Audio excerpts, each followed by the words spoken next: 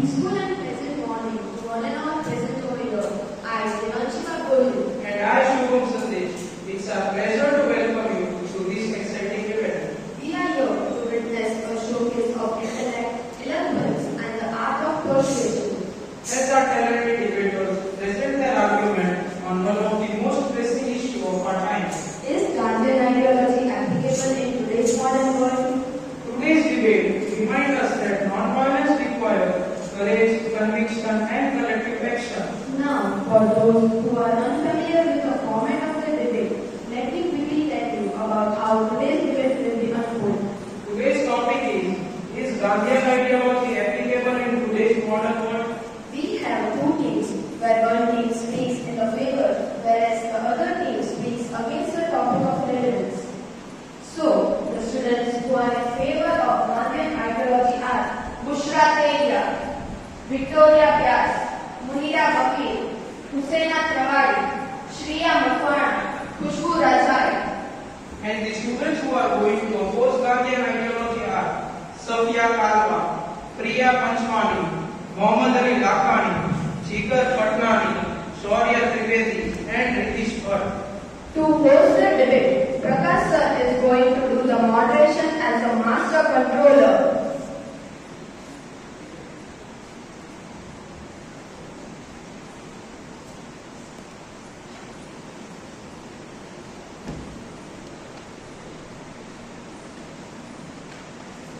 Good morning, all of you.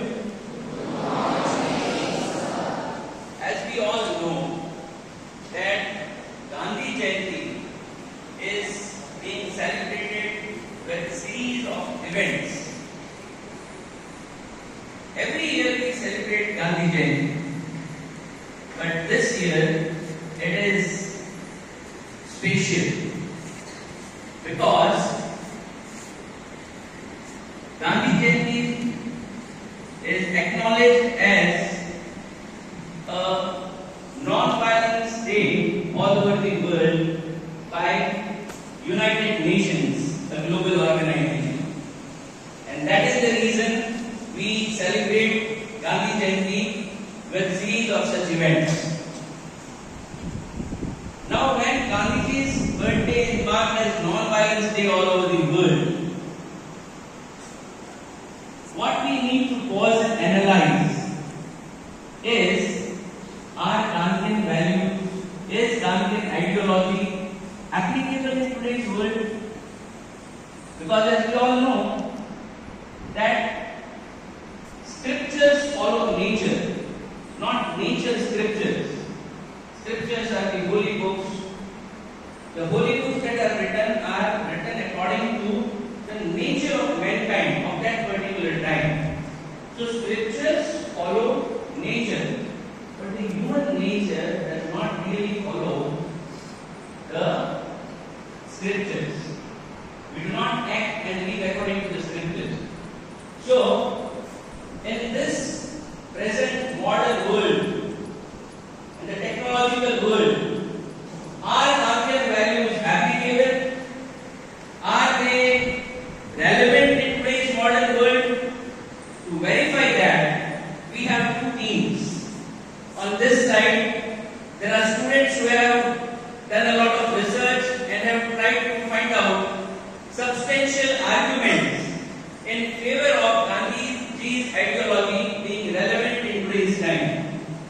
And on the other side, we have a group of students who will come up with strong arguments to say that Gandhian ideology is outdated and we cannot accept that in the modern world.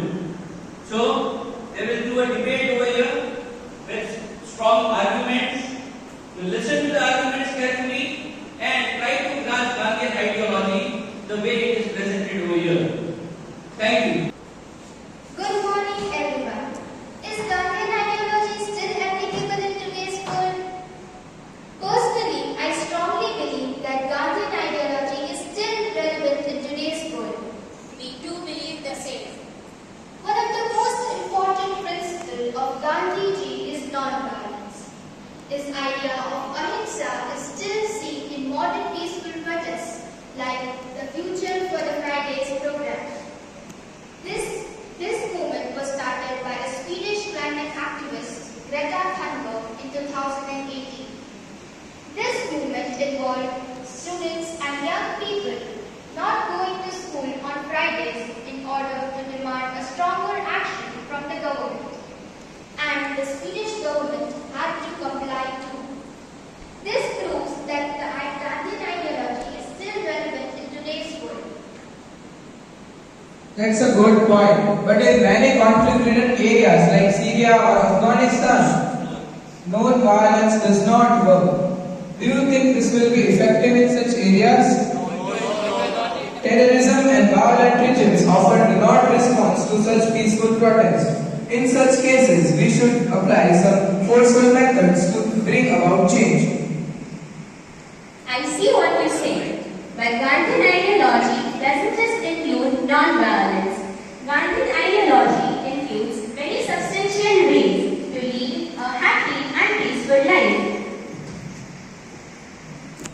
Yes, Gandhiji's civil disobedience is still an effective way to challenge injustice. Movements like Black Lives Matter are modern examples of how peaceful civil disobedience can raise awareness and bring change. This reminds me to Gandhiji's Salt March, where he used civil disobedience to challenge British rule.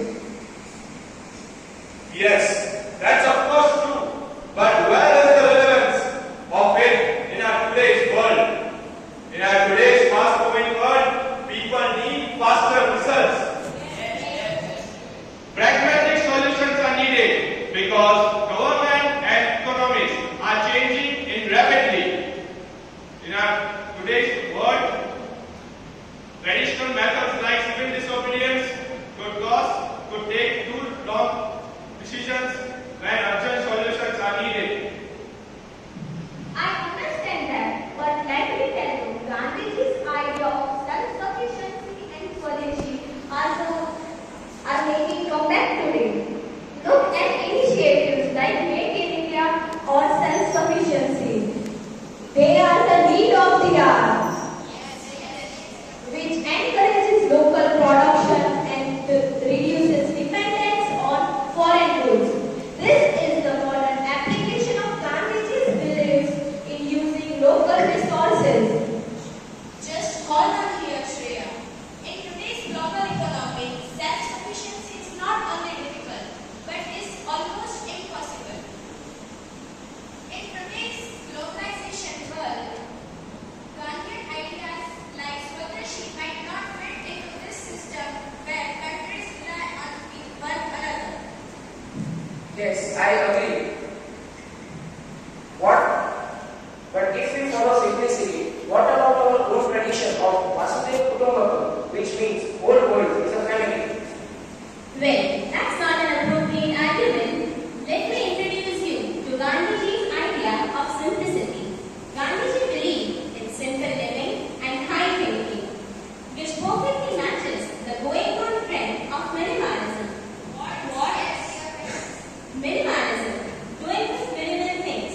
When people are realizing that happiness doesn't just come from material things, people all over the world are choosing to live with less, to reduce waste, and to save the environment. Well, Busha, that's a valid point. But simplicity can't bring happiness and peace to the world. In our today's modern world, we are deeply dependent on technology. From telephone to smartphones, from blackboards to smart boards, and also the medical equipment, we are totally developed. Here we are with booming technology, which is the complete success to the world and has become an essential part of our daily lives. Gandhian simplicity doesn't match today's tech-driven society where advancements are necessary for progress. But Savita, what then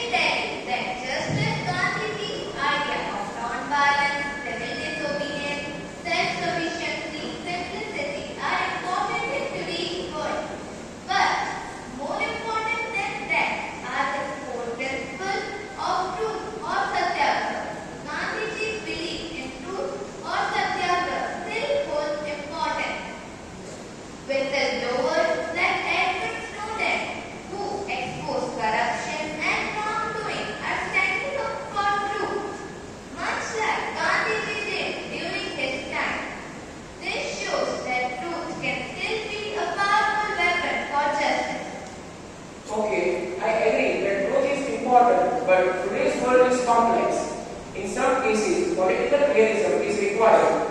Nations have to make difficult choices to protect their interests, and not every problem can be solved by truth and non-violence alone.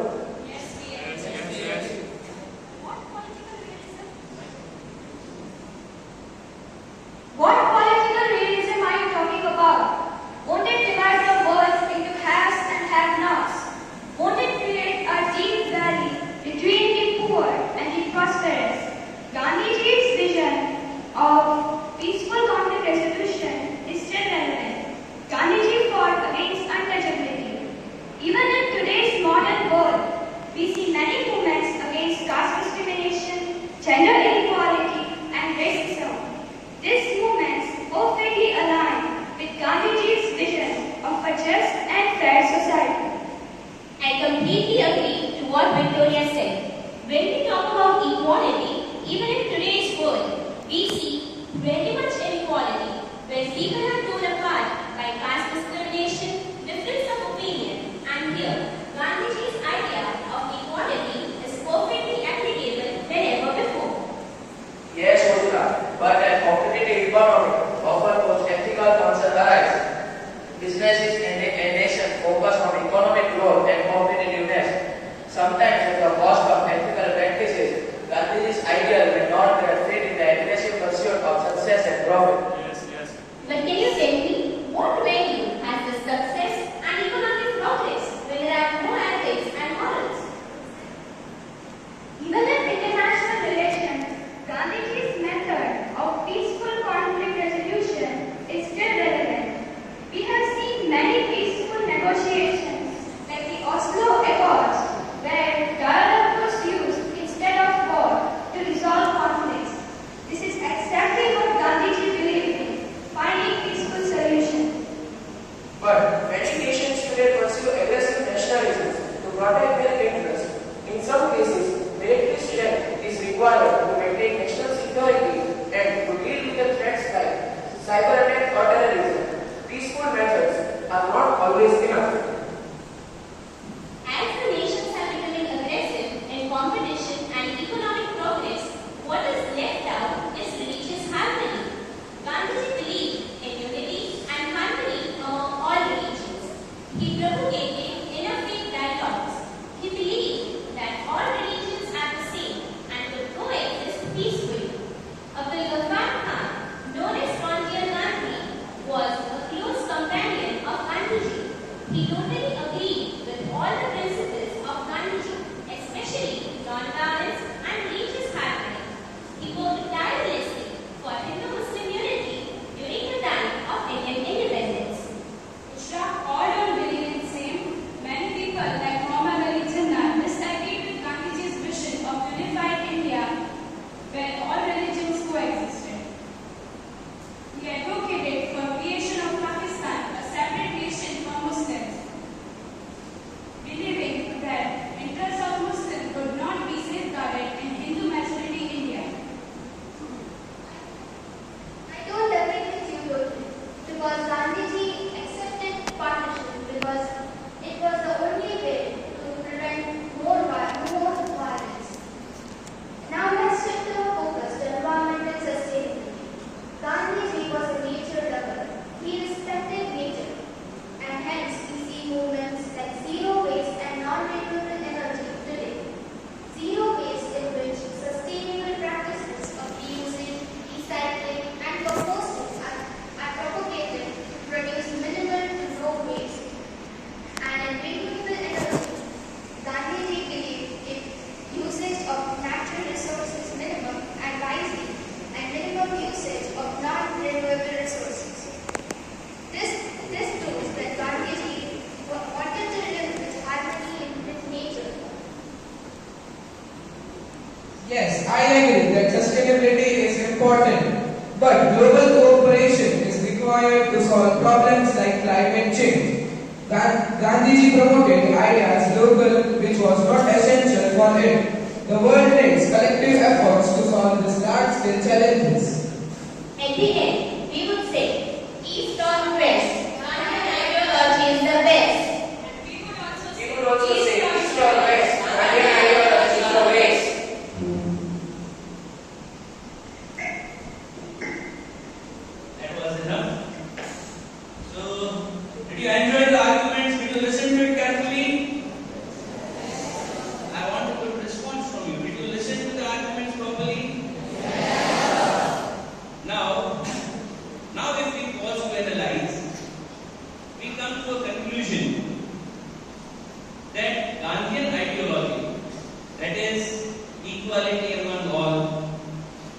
Swadeshi, that is self-dependence instead of depending, self-sufficiency, not to depend on others.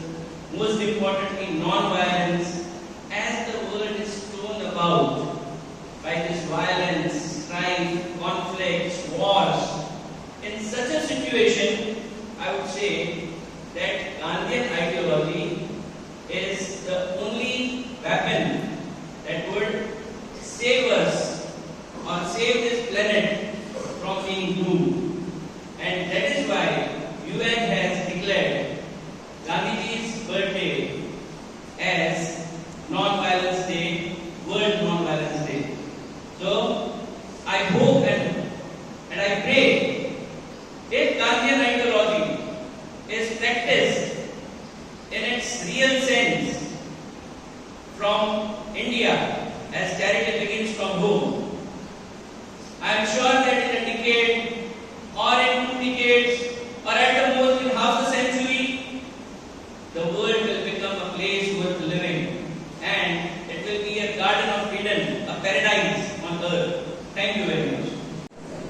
So the debate was not just about winning and losing today, it is about thinking critically, expressing the ideas clearly.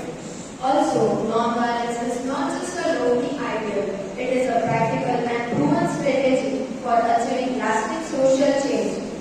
As today we are here for an important cause, that is a rally for non-violence. We come together not only as individuals, but as a community that believes in the power of peace, unity and compassion. Our gathering today is a powerful reminder that change is possible and it begins with each one of us. We live in a world where violence seems to be a quick answer to conflict, but it often leads to suffering, hatred and division. There is a path of better path. The path of non-violence. Non-violence is not passive, it is an active resistance to injustice. The refusal to retaliate with harm. An affirmation of the dignity of human being, where Gandhiji famously said, non-violence is the greatest force, born from love, courage and belief in that humanity. Also, violence begets violence. Hatred feeds on hatred. But when we respond with non-violence, we break the cycle.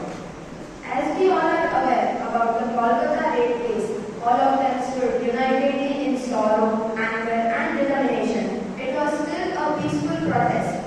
It is not just the story of one woman, but the story of countless girls and